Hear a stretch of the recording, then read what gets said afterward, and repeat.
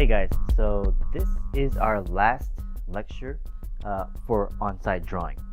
On the mechanical side of things, we've done cars, military vehicles, and we're going to venture out a little bit and do flying vehicles, planes, aircrafts.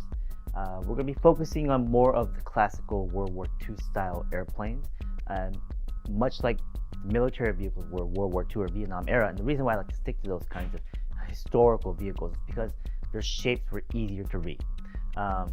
But that's not to say if you want to play with jets, modern day aircraft, you can. And that's when it comes into your redesigns or even more mileage drawings. Hopefully a lot of you guys have a location figured out already to plan to go to.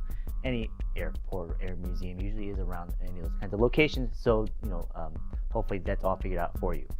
Now, the location that I am going to and showing the live demos for you guys is a location called the Chino Air Museum. And they're all classic World War II planes.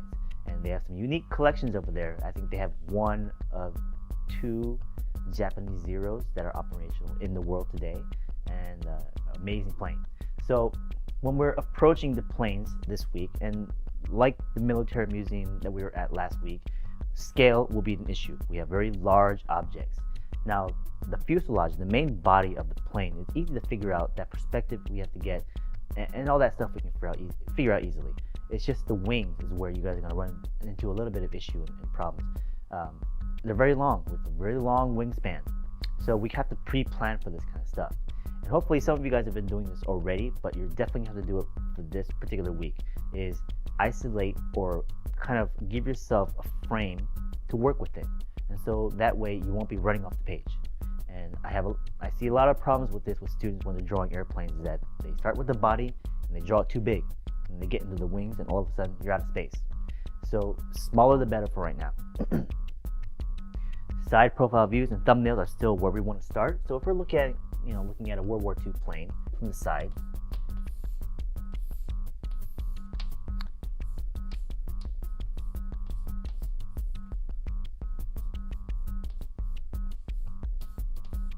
it could be something like this. But also look at that center shape, the main fuselage form that we have.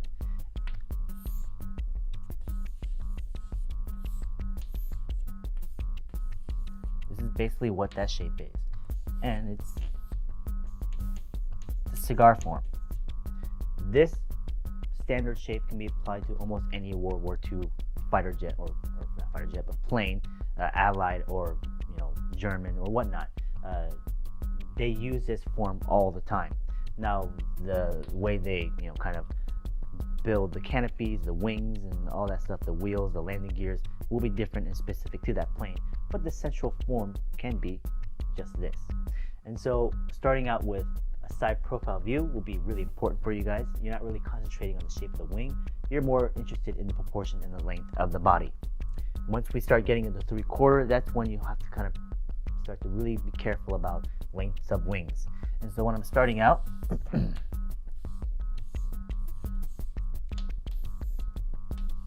that center line is quite important. All these planes you're going to be drawing will be grounded, so you have the landing gears out. And so you want that correct perspective.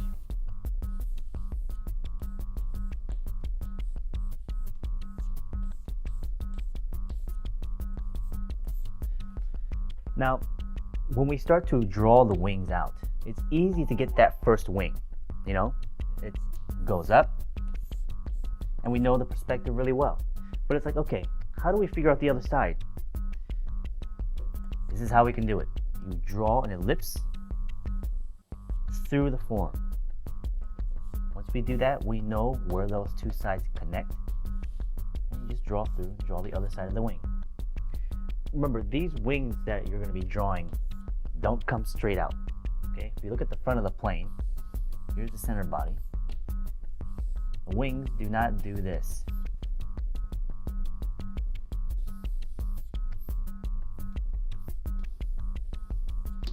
This is what's happening. We have a V shape. Now, it's not as extreme, but just to give you the general idea, is that they're going up. Okay? If you look at it from the top of a plane,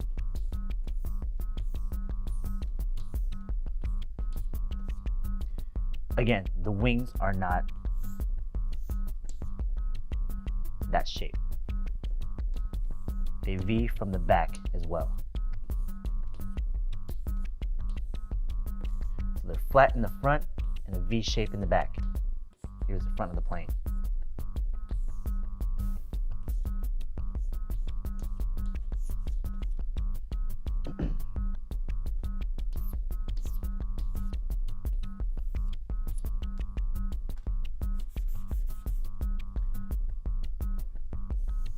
Alright, so center line goes to a perspective point, you come back to a ground plane, you find your landing gears, and the landing gears will give you a triangle. And so that's your ground plane. You can find your shadows, your cast shadows and whatnot in perspective on those points.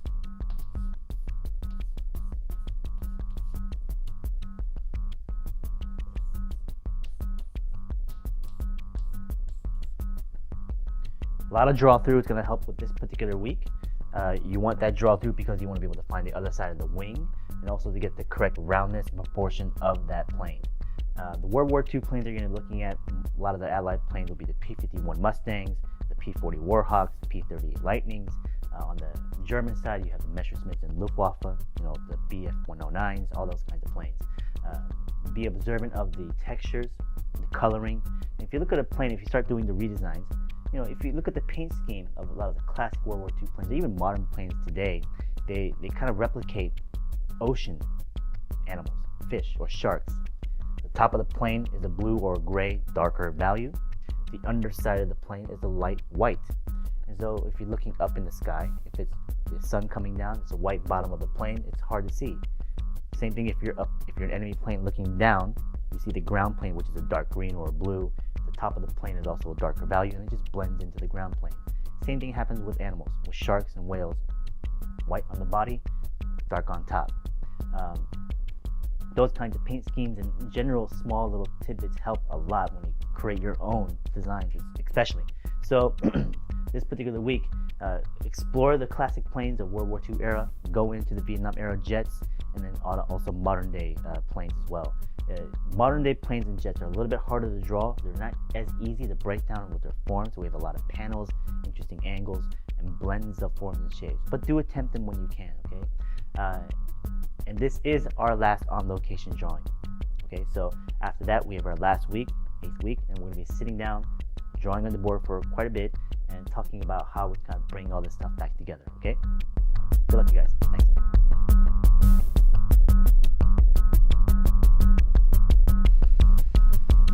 Hey guys, how's it going? Welcome to the Chino Air Museum. I'm going to take you guys on a little tour of this particularly unique and actually quite amazing air museum here in Chino, California. A big collection of World War II classic planes, nothing too modern, a few jets here and there, but most of their collection is classic World War II. I'm going to do our first demo here real quick, and I'm going to start with a plane called the Avenger. Now, a lot of the planes we're approaching, and much like a lot of the notes I've kind of come up with, it's the shape of the plane is very simple. It's a very tubular kind of cylindrical shape in the center. We can find that easy center line for that perspective. We can get that cigarette kind of, not cigarette, but cigar form into the shape, and then from there, kind of fill out the rest of the form. Now, what I basically did with a couple of marks here and there was just place where this drawing is going to go in terms of the scale and the size of the drawing. And again, I'm drawing this a little bit bigger for you guys, like I have with a lot of the other demos, just so that you can see a little bit better. Now, if when you guys are on site, I hope you can draw a little bit smaller, and probably no more than a quarter of the page, because the big difference between drawing these planes and the tanks and the cars we've been doing before is the fact that we have a very large wingspan. Now, the main body is easy to figure out. We can get the perspective correct, we can get that easy form in, we can hit a few details here and there, but it's the wings that are going to give you the most trouble this week. And you have to give yourself proper amount of space, and a lot of pre-planning and a lot of draw through. And so of course, when we start to figure out the overall form of the body, you'll want to find out the first wing, which is the one in front of you, and that's the easiest one to find out.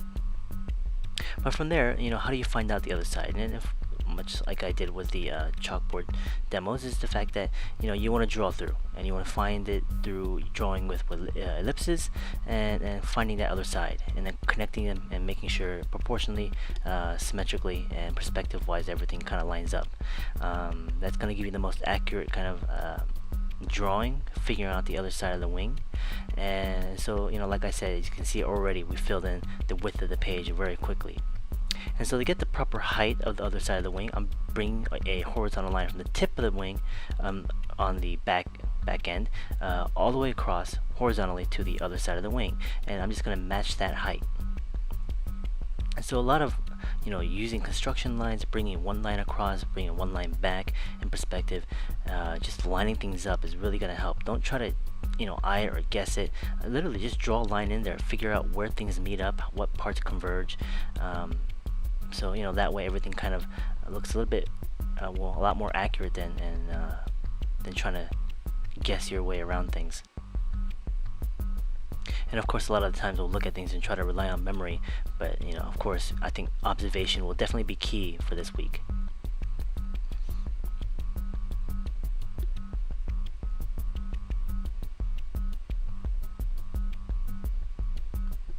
Now the Avenger, the World War II plane, was unique in the fact that it had folding wings, and so the wings could actually fold back toward its tail. And the reason why it did that was because these planes were used on battle cruisers, much like the F4U Corsairs or any other planes that had a folding type of wings, and they needed to do that for storage because there's a limited amount of space on battle cruisers, and so you want to pack on as many kind of planes as you can, and so to save space they would fold the wings up and put them away in storage.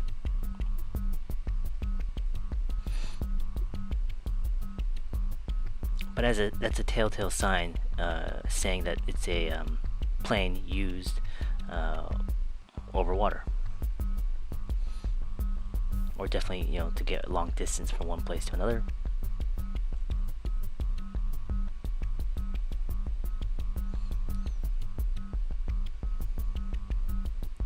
So a lot of the approaches, things like the landing gears, the propellers, I'm using just a basic line to get the proper length and proportion correct, and making sure, of course, things that are lining up.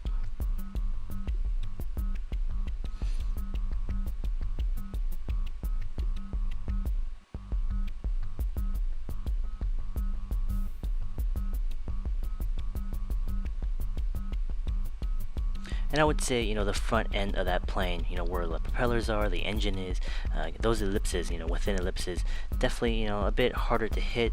It's going to take a bit of practice and mileage, of course.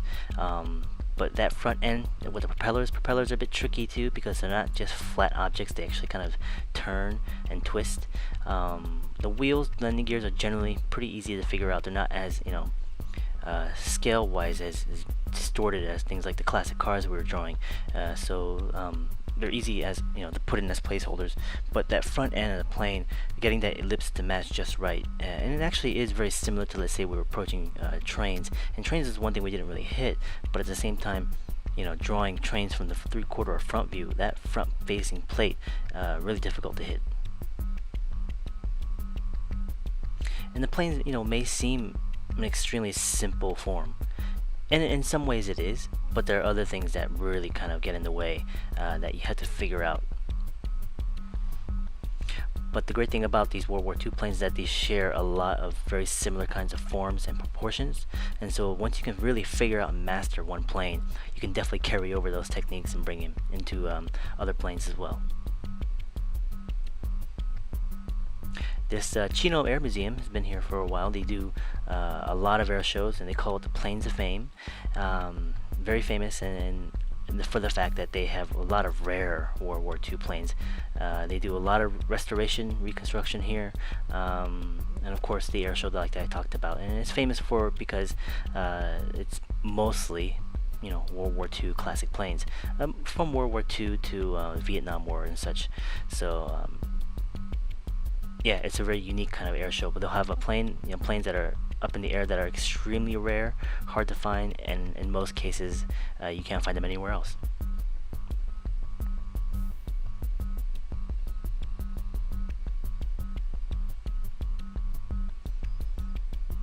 But I highly recommend this museum. If you guys are local, please do check it out. And the air shows usually happen around May.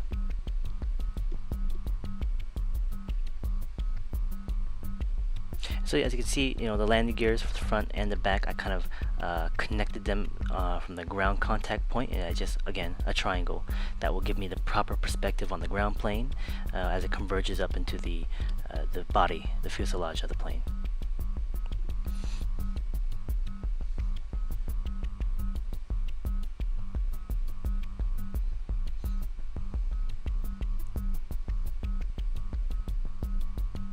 It's interesting. This is a general kind of interest of mine anyways, and it's been like that with any subject matter we kind of been tackling with mechanical things. The military stuff, the cars, the automobiles, and even the planes. I'm a sucker for the classic and nostalgia, and the modern day airplanes are amazing. The jet technology, things that Lockheed does, Boeing does, that creates jet fighters or even commercial airliners. Amazing technology. But at the same time, to me, it's like, I don't know, the classics, you can't really beat them. It's just the shapes are just so much more interesting. Where, yeah, the modern day planes are very purposeful for the function and what they're trying to do, and everything is so specifically designed. But they're so sterile to me. There's nothing. There's not much character or story behind it, and of course that will probably change in about 50 years. Maybe those planes will have that kind of uniqueness to it, where these planes, the World War II planes back then, might have, people might have felt the same way. I don't know, but looking back at them or looking at them now, it's like you look at those things and they have so much uniqueness and character behind the quality of the aircraft, the little things and dents, the colors, the patterning, the markings, all that kind of stuff. And yeah, they definitely tell a story.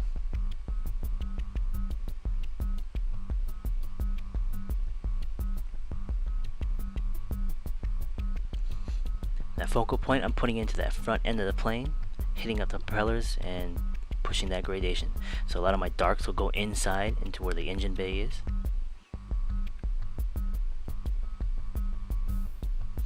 This Avenger was a light bluish color, the white on the bottom.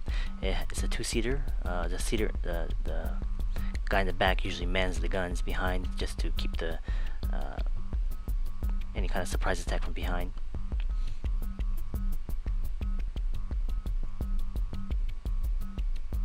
And you'll notice when I do start to add value to these planes, to all the planes that I'm drawing, generally most, even modern day planes use this. They'll have a darker value up on top and almost a white or lighter value on the bottom. And the reason why they do this is very similar to things that the way it is in nature. For instance, marine biology. If you look at sharks, sharks are dark up on top and light on the bottom. They're almost white. And the reason why that happens is because when prey is looking up towards the sun and the shark is above them, they can't see them as well because they're white on the belly. Same way as if the prey is looking down towards the sea floor and the shark is below them, they can't see them as well either because they're more camouflaged and darker in value and tone. And that's the same approach that they did with these kinds of planes, where the value was so much darker up on top, and then it's white on the bottom. So when you're looking up into the clouds and the sun, you see this white. You can't really distinguish it. Same thing when you're up, above the plane. You're looking down. All you see is that really dark earth. So it's kind of hard to separate those patterns.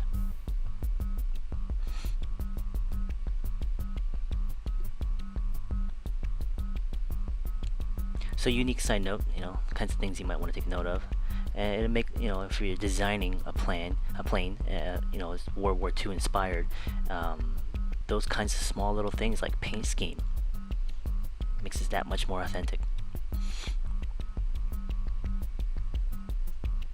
So I got the overall form, cutting into it, starting to, separate the panels, things like the rivets and such, I'll put into the focal point areas. There are lots of little, knobs and crevices, and all those small little details I want to hit.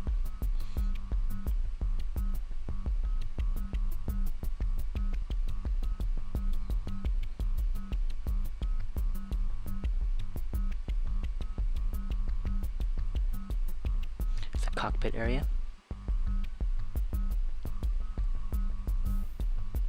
And get some fresh pens.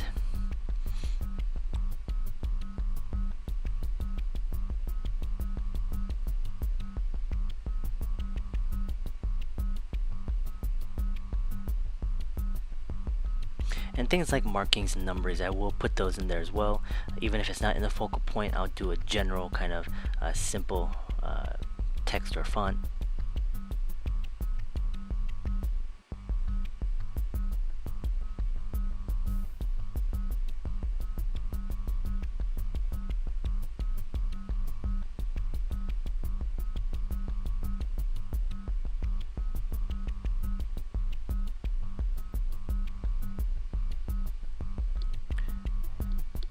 And I want to keep my concentration up in the front area.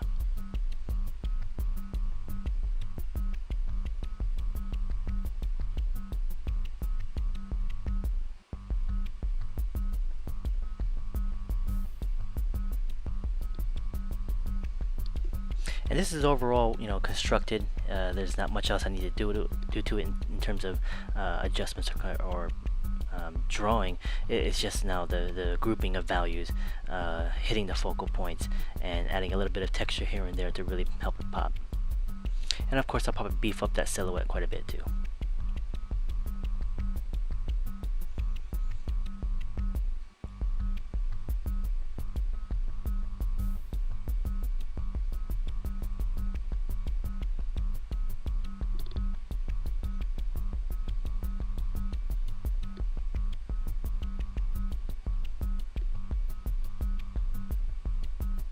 Now, this particular museum, like I said before, is very well known for keeping extremely rare planes. One of the planes that they do have, and I probably won't be getting a demo to, maybe a little bit of footage and photos will come up, but it's the Japanese Zero. And the Zeros were known for the Pearl Harbor attack on America, and Japanese planes, and they were very distinct for their speed and lightweightness, and they could maneuver around the American planes, extremely well. A lot of them were destroyed though. When the war was done, the Japanese had to take their planes, and a lot of them barely even survived the war itself. But here in Chino, they have basically one of two originals with the original engines still working today, and they take that up in the air shows, and it's quite the sight to see actually.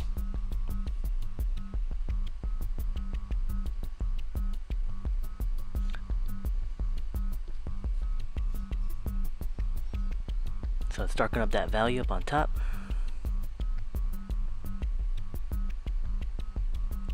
When you guys begin to do your redesigns, I will suggest you guys take notes of certain aspects of these planes, but keep in mind that we're just doing planes in general, so it does not mean you have to do a classic World War II plane or classic anything.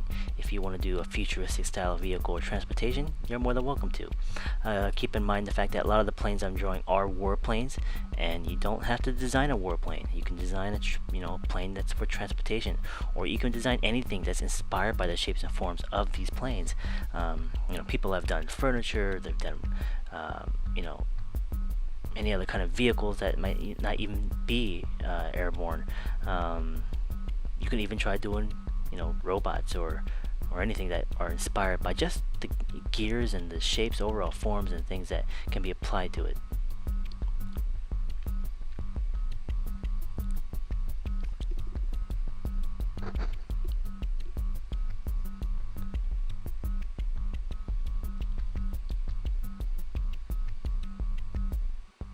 Let's hit that cast shadow real quick.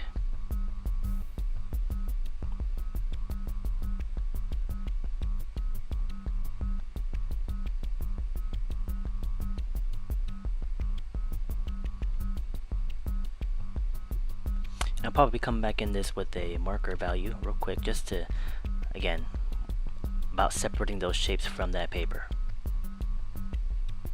It's all about visibility and being able to see the overall form.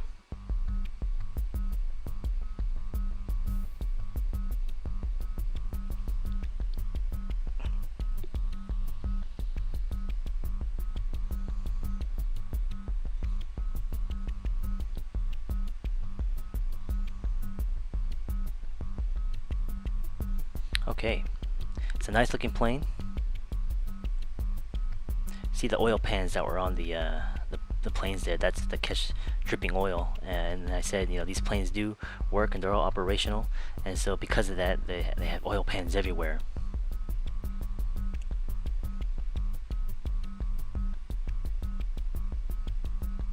Putting a bit of highlight, focal point. These aren't as shiny as some of the cars, but some of them are glossy, some of them have more of a matte type of paint coloring to them, and some of them are actually chrome. So you know, the color schemes of these planes differ quite a bit. So the white can be used in many different ways. A lot of it to mostly just indicate highlight, but some to even, you know, put in things like the wording or the text.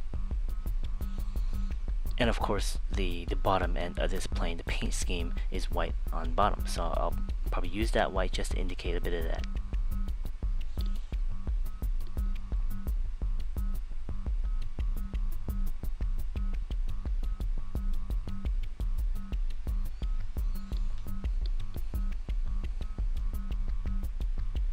A little bit more here and there.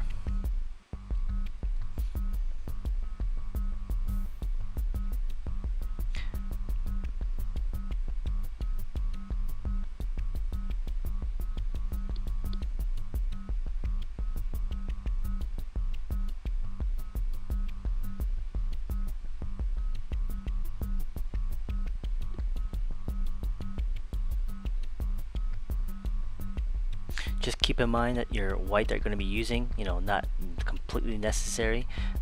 Keep it to the last step with one of your, you know, more rendered out drawings. On your thumbnail aspects of it, keep them away from that.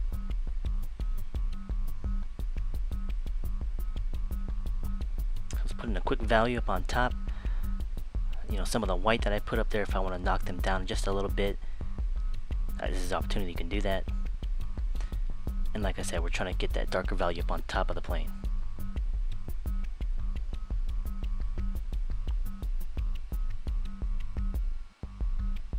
You started with a 3, I'm going in with a 5. Now I'll get that core form.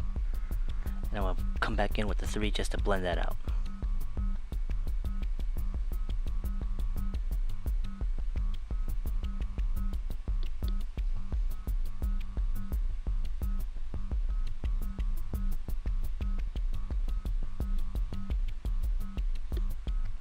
That cast shadow, and the 5 is dying, it's dry, but at the same time it's okay. You get some nice kind of brush strokey effects. So there you go, that's the Avenger. Let's keep walking around. We'll take a look at some other planes, give you a few more demos.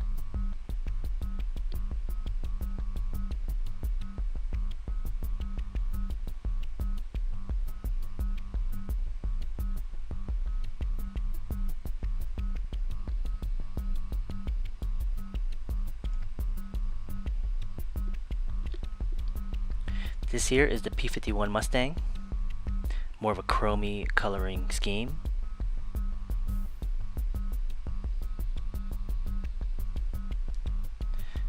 Now this is a extremely iconic airplane, one that the Allied used quite a bit throughout the war in Europe and in the Pacific.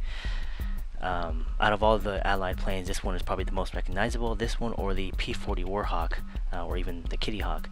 But yeah, the P-51 has gone through many different variations. The one I'm doing now is the variation D, I believe, the latest one. Most of the upgrades, you know, some of it is visual, a lot of it is in the engine. So you know, the earlier versions of the P-51s were very similar in terms of the visual styling of it, but you know, the engines were a lot weaker, so they weren't as fast, so they couldn't climb as high. So initially, actually, a lot of the Allied planes in the early 40s were quite inferior to a lot of the German planes and the Japanese planes, so they just couldn't keep up. But after a few, you know, upgrades here and there, especially when this in the engine department, they definitely were able to match up, and a lot of times be a lot more superior. In actuality, the biggest downfall that came to the Axis powers, the Germans and the Japanese, was that the fact that they just lost their best pilots. With the Japanese, they wasted them through, you know, suicide runs and such. being very bold with their planes, and the Germans also just lost a lot of fighters, and they were the most experienced because they had already started the war and they were fighting and they had gained the experience of wartime, where with the Americans just coming in with also quite inferior planes, had to learn very quickly. Starting out with the marker construction. And like I said, I'm also going to just place markers here and there about where certain things are going to be going. The paper I'm drawing on is more just square, so no matter what angle I'm drawing it from, it's quite difficult to fit it in from the scale and the size that I'm drawing it at.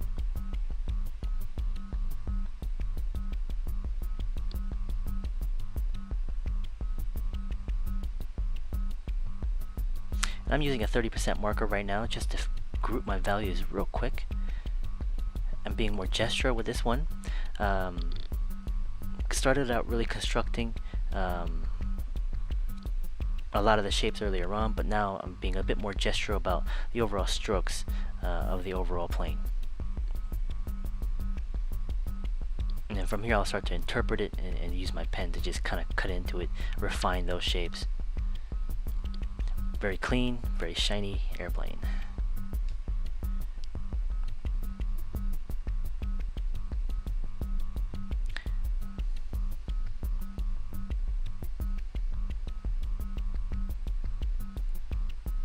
So I'm going to go in there and find in the main fuselage first. Start in there with a couple of ellipses just to get the overall proportions correct, and I'll fill in that form.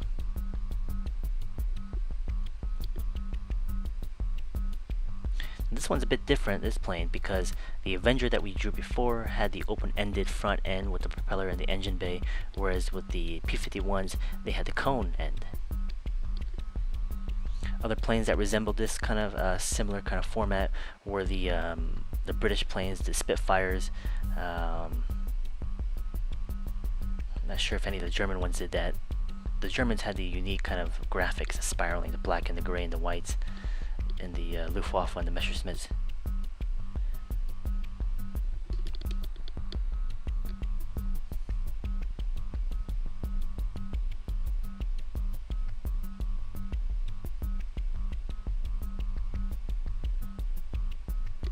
Very hard lines to hit with the wings. Try to be as controlled as possible. At the scale that I'm drawing at, it's really hard to get really nice, clean, straight lines because I just have so much more area to cover, which is why I do highly recommend just draw small.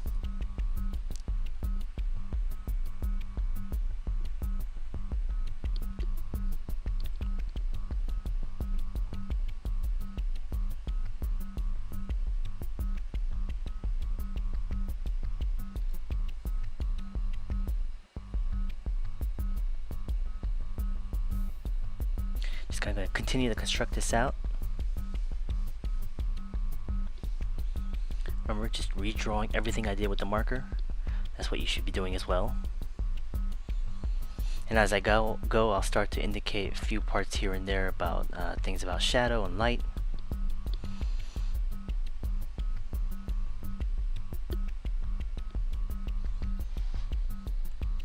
So whereas with the first demo sketch, I started out really figuring out where everything is going to go construction wise with the pen, lining things up, drawing a lot of perspective lines, drawing horizontal lines over, but with the P-51 I approached it a little bit differently with a marker just to show you that it could be a bit more gestural with the overall form and be a lot quicker with the construction, and of course obviously the big the con about drawing with the marker first is the fact that you really do have to reconstruct everything over again with the pen.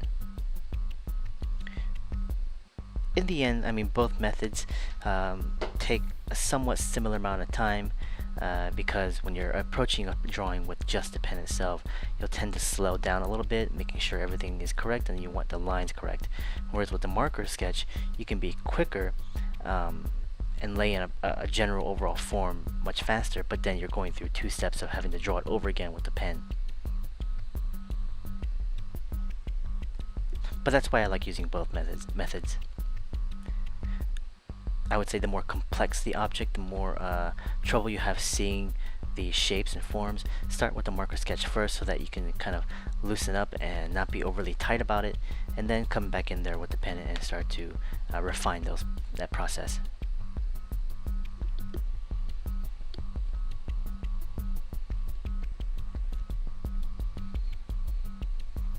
Okay, laid my overall perspective on the ground down. And also, because I started with the marker and just kind of group values together here and there, I also have a pretty good idea about where I want to keep my darks and lights.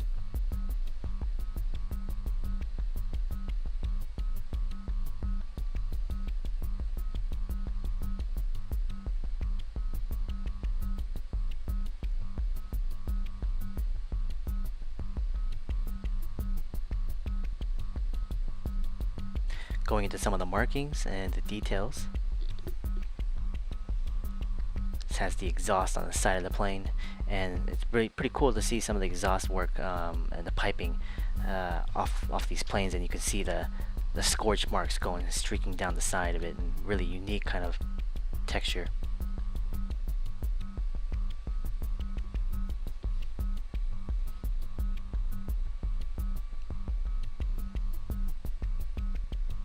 So piece by piece, step by step, I'm not going straight into just rendering and darkening up these shadows just yet. I want to get the construction all down first, so one layer at a time. Don't try to skip ahead to going into some of the shadows and darks just so that you can kind of put them in there and have fun with it. I mean, it is funny. You want to skip ahead and start getting into the rendering aspect, but you really do have to just hold off and stay focused on what you're trying to construct first, and then, do what you got to do. Because when you skip steps, that's when you tend to lose focus, and then when you try to come back to another area where you're trying to construct more or find some of the smaller details, you'll continue with that same kind of mindset of just rendering things out, and so then you'll lose the focal point.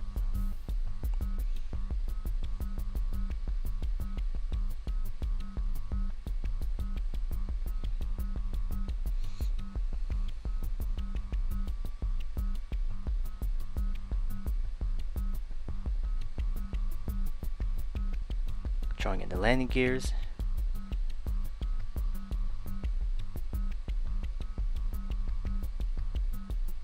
Now the angles that I'm usually drawing from with these planes are from the front, 3/4, and of course at the angle that you're drawing them at, you're looking up at these planes. I highly recommend you guys going into toy stores or model shops and just buying or picking up a few models that are accurate to like 1/6 scale or 1/12 scale, and just having them around so that you can use them as reference, or even let's say you try to get to a location and you can't get there, or something happens, you always have the option of something that's three-dimensional, even though it's a smaller scale.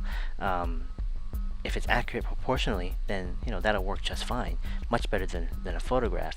So yeah, I would definitely hit it like a hobby shop or something like that. Just take a look around. There's so many options in terms of that kind of stuff, and it really does make a difference.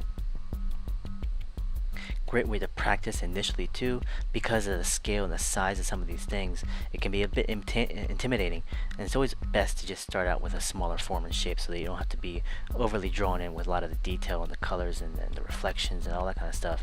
So that's why I highly recommend you guys start with a model or a toy if you have the opportunity. And of course, that's something you can even do after you go on the location. Continue to practicing that way, and of course to be able to draw from a particular angle that you wouldn't normally be able to see with these large planes. So from the top, maybe in a particular position that looks like it's flying. Who knows? So it has a nice kind of chrome reflection effect on the nose and on the body. And with chrome, all it is just basically a mirror, and it's just reflecting what's out there.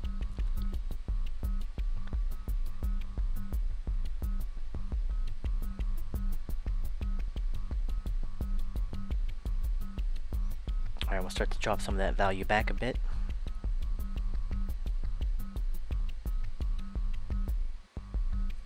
And the P-51 has this unique silhouette.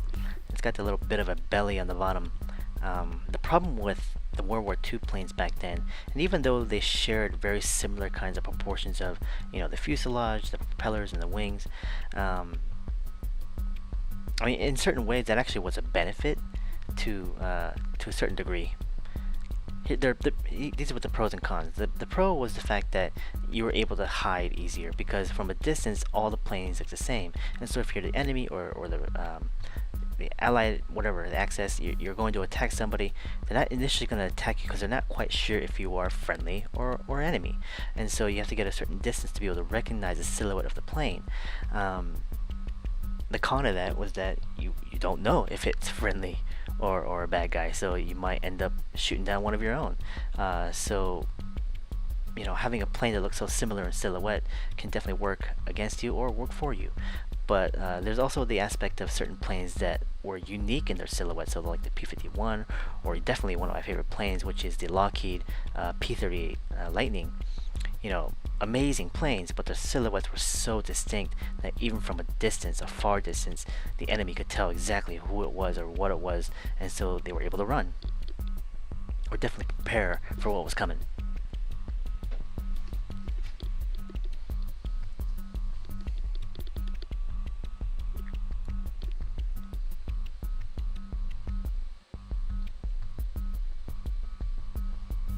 And again, keeping a lot of that concentration and dark in the front. That back into the tail is just shape, construction lines, draw through.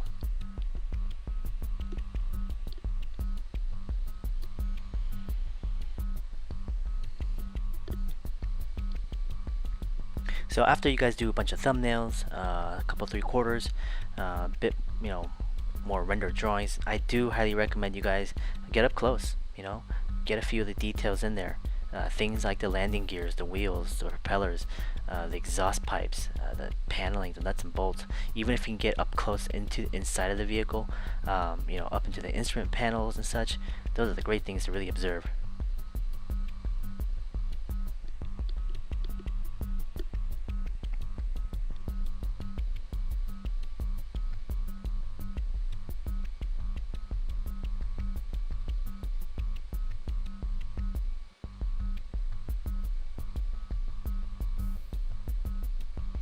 And this one had a unique kind of graphic pattern up on top, so I'm going to hit that with a much darker marker. This is a 70%. And because it has so much chrome on this, and there is a lot of core form and reflections, I'm just going to come back in here with a 70 and just hit a few spots.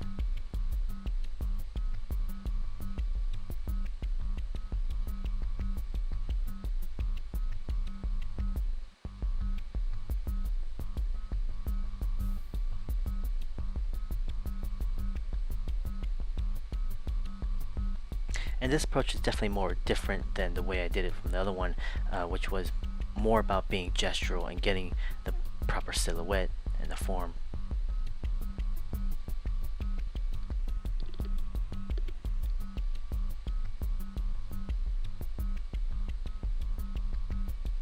And it was much darker in shadows, so I just wanted to make adjustments for that. So let's take the white and pop out a few of these shapes.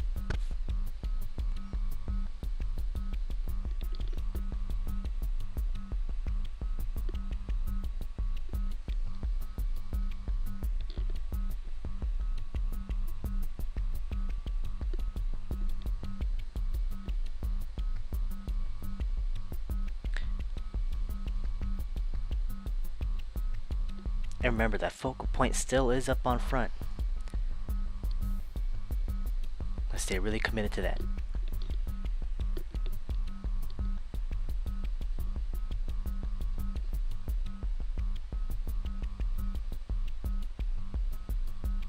And I mentioned this before, actually, Lockheed is definitely one of my favorite companies that design and develop planes, and they've been creating planes definitely for World War II. A lot of their stuff is military for sure, so they're P-38s, and of course as we push further along into the 70s and 80s and 90s and modern day, the things like the SR-71s, their F-22s and the F-35s that just came out, their designs were always impeccable, and they made some of the best airplanes ever created.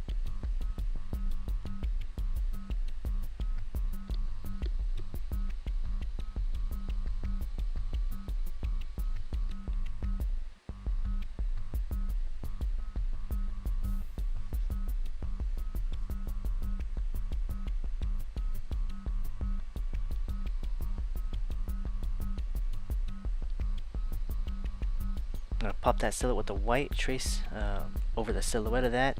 Another technique you can use using the white pen.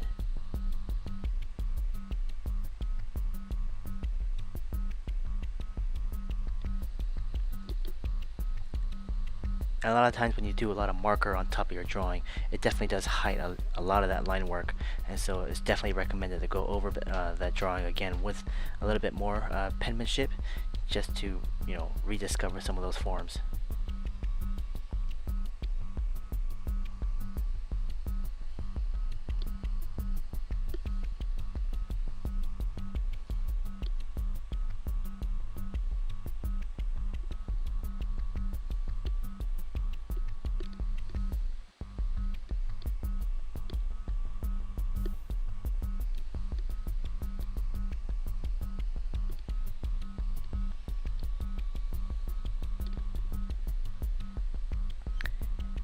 And like I said, just going back and hitting that silhouette.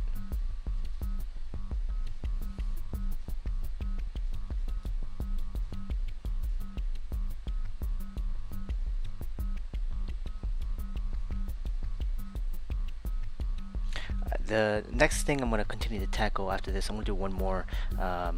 You know, we've done 2 Adlide planes. We'll probably go into a bit of a different version, or something a bit more advanced, or a different, you know, well, there's your P-51, but let's try one of the bad guys, the Axis German planes. See what they have in store, just to mix it up a little bit. I highly recommend you guys to just really explore as many different ones as possible. This is a German jet plane. Pretty amazing, actually. Jet technology, you know, starting out with the Germans, their Me-262s, and all those planes that they created were well in advance with anything the Allies ever had, and they definitely pushed the technology in warfare and created stuff that was pretty amazing, actually. One of the planes they have here at Chino actually was created in the 40s, and it's the Flying Wing.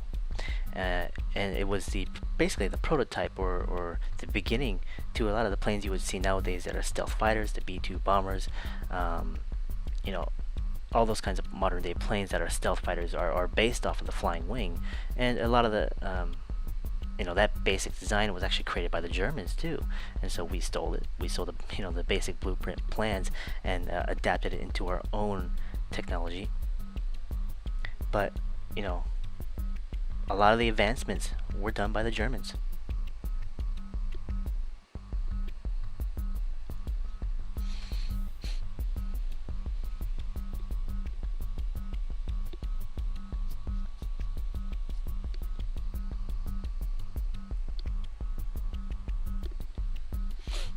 Now this jet plane, you know, even though there is no propeller, some of the proportions are quite different. You know, the placement of the wings are very different. But even then, the approach is no different. You know, I'm starting with that main fuselage body, finding out that center line, and then, you know, putting in the triangle for the landing gears. You know, that's all it is.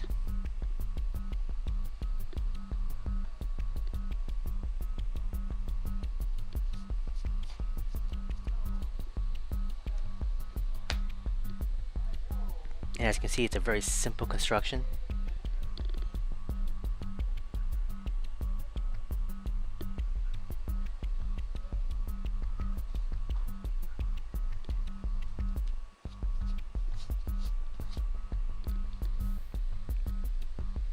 As I go in there to figure out some of the jet parts, you know, the approach will be no different. I'm going to finish up this construction before I go into any of the rendering.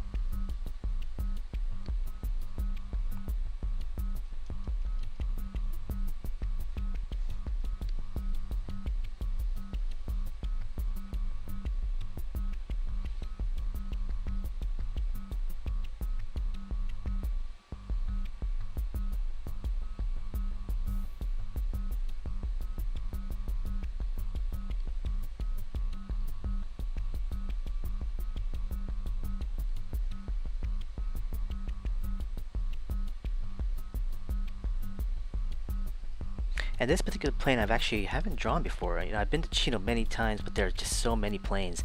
There are a few that I've overlooked, and actually the location's changed quite a bit since I've been going there. So they've been bringing in some airplanes, they've been taking some out, and much like with a lot of the other museums that we've been going to, they share a lot of resources. So you'll have planes there that are from other museums. This one's it's been there, but it's in a different position now. They move around their displays quite a bit, and so this one was in a perfect position to be able to attack and try it for the first time. And so what you guys are seeing is actually a demo that I'm drawing for the first time, trying to figure out. So hopefully it comes out accurately.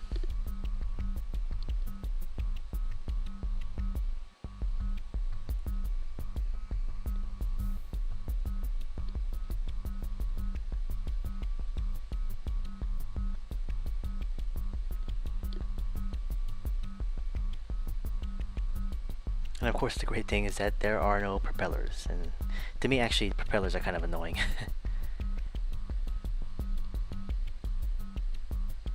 This is a cool looking plane. Very unique proportions, very odd looking, having that engine sitting right up on top. The placement of the wings is also unique. You know, with this one, the draw through is necessary. Don't really quite necessarily need the ellipse though to draw through to find it, because it is just one straight line going from one tip of the wing to the other, sitting on top of the plane.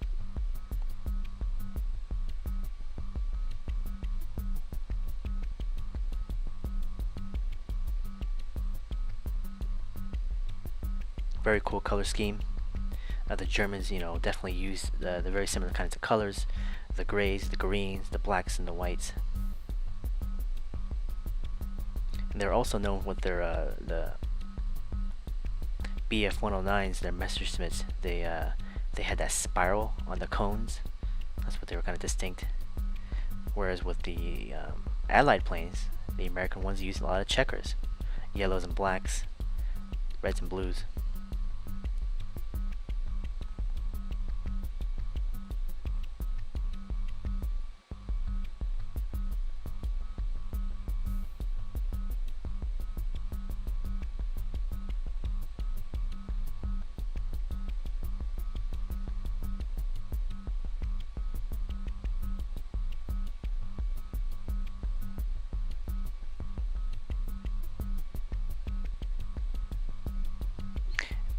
Figuring out some of the little decals, the numberings, the imagery.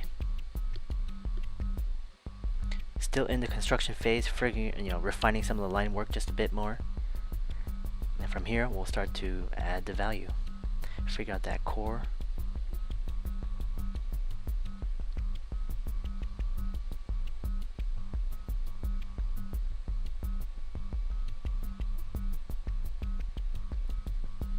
You know, when you guys go to your locations, just because you know, I'm drawing only World War II planes doesn't mean you guys have to only draw World War II planes.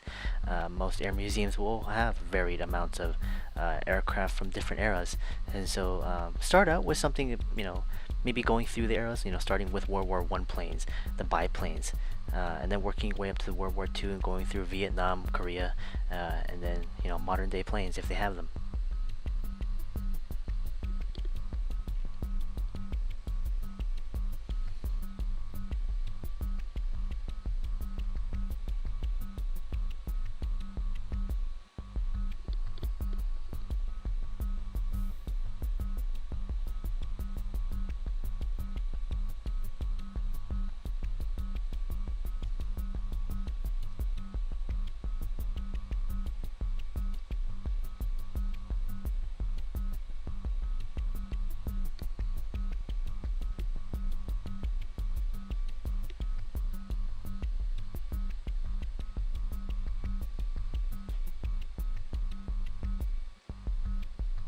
Basically, I'm hitting in the darker patches of the color scheme right now. I'll go into a bit more of the cast shadow a bit from here.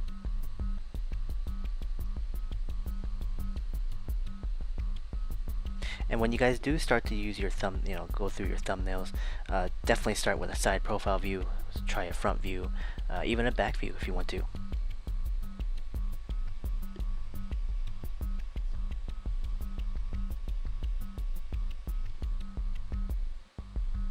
Putting in a basic cast shadow.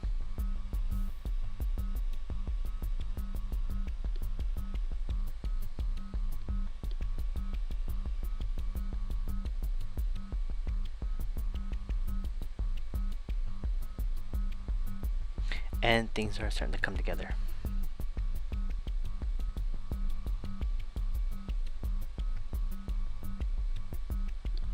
If you plan to use color for any of your drawings or constructions, try not to do them on site. It's kind of hard to really pull out watercolors like gouache and set up. This is definitely more about speed and getting that mileage in there. If you do plan to use any kind of coloring, I would definitely do it at home. Just take a photograph of whatever you're drawing, take a few notes on your paper here and there, what goes where, what color and what value is where, and then basically just do it at home.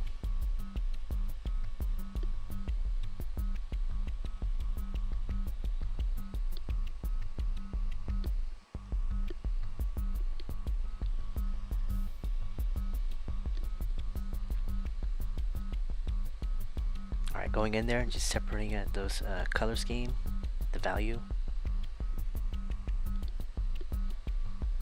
And I went a bit dark on that P51 and that last one, so I'll keep things a bit lighter on this. And definitely do be careful of the value structures. I can definitely mess up on some of that too. And so if you notice that you go too dark in value on your next one, just kind of step back a little bit.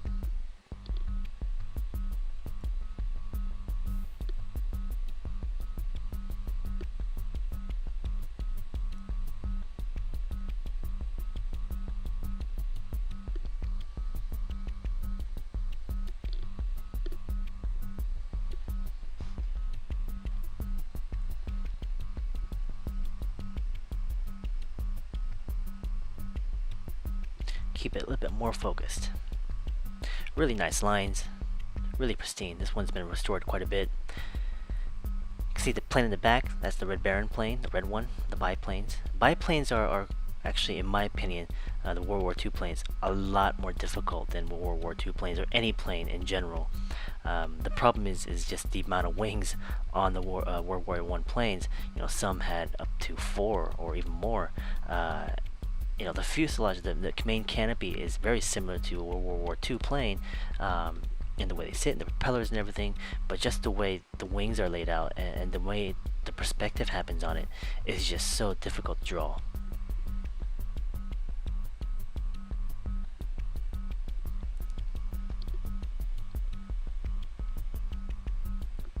This is where the white will come in to help finish it a bit.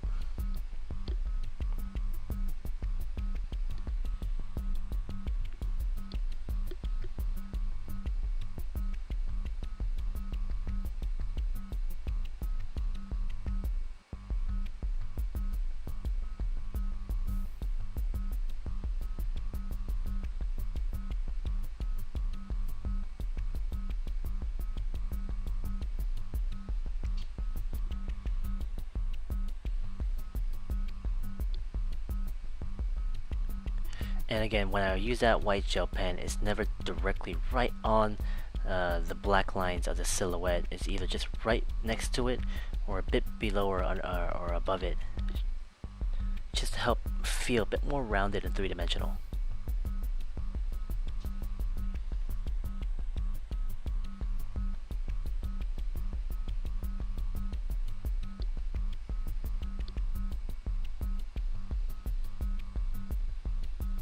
Again, I'm going to drop in a silhouette just to help pop it out a bit more.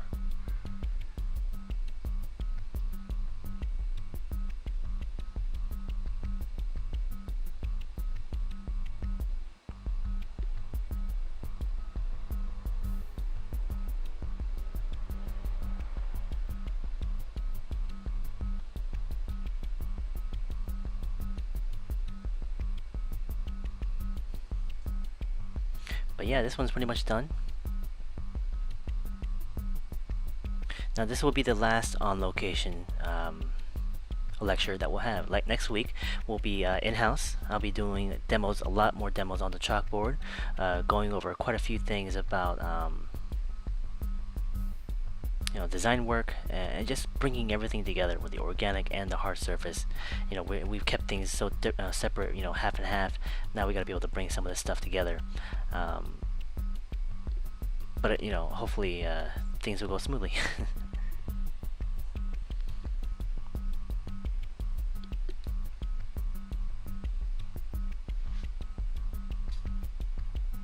So for your redesigns, this week, we're inspired by planes in general, aeronautics. It doesn't have to be World War II, and it does not have to be a plane.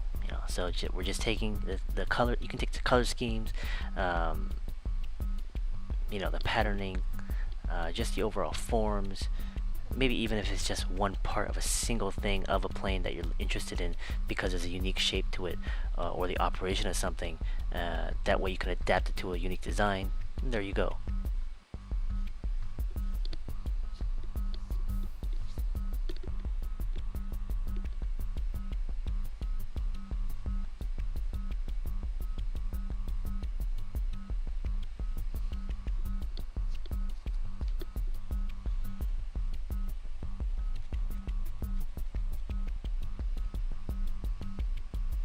Okay, so I hope you guys enjoyed those demos. Take it slow this week. Do a lot of thumbnails, a lot of observation, and take it piece by piece. And I will definitely see you guys for the Q&A and for the following week. Enjoy your locations and just keep drawing, okay? Alright, thanks you guys. I really appreciate that.